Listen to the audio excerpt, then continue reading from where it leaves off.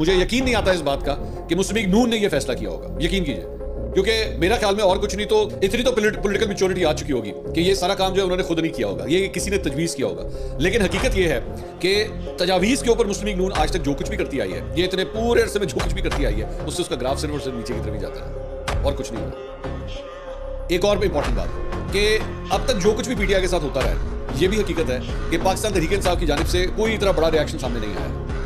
मतलब इनके लोगों को उठाया गया, इनके इलेक्शंस के अंदर जो कुछ इनके साथ हुआ, कानूनी रास्ता इन्होंने अब तक अपनाया है और वो कोई बड़ा जलसा नहीं कर सके। उन्होंने कहा जी एनओसी कैंसिल, उन्होंने कहा भाई जलसा कैंसिल, कोई मसला नहीं, कोई इशू नहीं।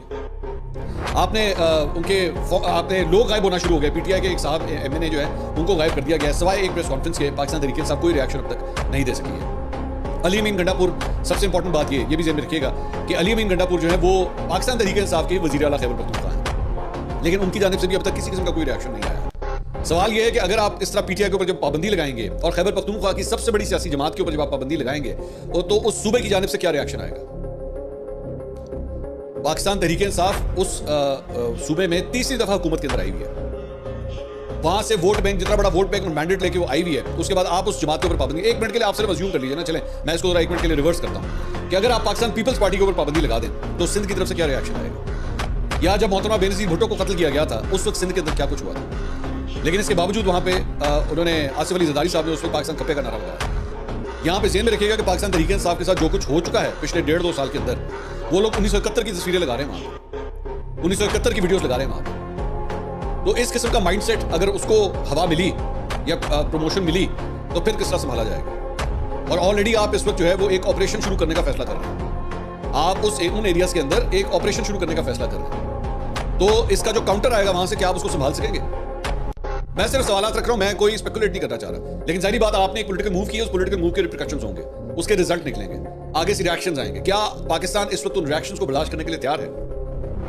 और एक और इंपॉर्टेंट बात यह है कि हुकूमत की जानिब से यह फैसला भी जो है वो आपको शायद लग रहा होगा कि मखसूस नशिस्तों के हवाले से जो फैसला आया उसके बाद किया गया है, लेकिन अगर आप इसमें एक और एलिमेंट भी देखें तो वो भी बड़ा इंपॉर्टेंट है कि $7 अरब की जो मूव हुई है IMF के साथ, जो डील हुई है, उसके बाद इन्होंने ये फैसला किया कि जनाब आइए अब हम बैठ के पाकिस्तान तहरीक इंसाफ पे पाबंदी करें। ये दोनों चीज़ें साथ साथ हुई है, मखसूस नशिस्तों का फैसला और उसके बाद $7 अरब की अप्रूवल, और उसके बाद ये फैसला हुआ कि जनाब अब इनके ऊपर पाबंदी लगाएंगे।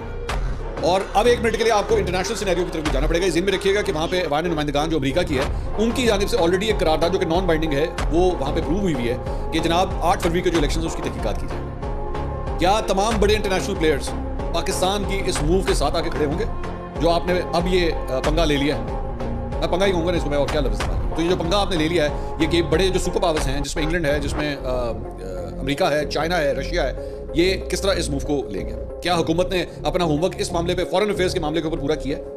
तो ये बहुत से सवालात हैं, ये बहुत से सिनेरियोज हैं जो मैंने आपके सामने रखे हैं। और इस सारे के अंदर एक जो सबसे इंपॉर्टेंट बात है, मैं पहले भी इसके ऊपर बात कर चुका हूँ, सबसे इंपॉर्टेंट बात है कि क्या अवाम इसको एक्सेप्ट करेंगे कि जिनको उन्होंने वोट दिया है, जिस जमात को उन्होंने वोट दिया है, और उनके मुताबिक आज अगर सबसे बड़ी कोई सियासी जमात है तो वो पाकिस्तान तहरीक इंसाफ है लोगों की वोट के मुताबिक, तो आप उस पर जब पाबंदी लगाएंगे तो लोगों का क्या रिएक्शन है? सबसे बड़ा सवाल।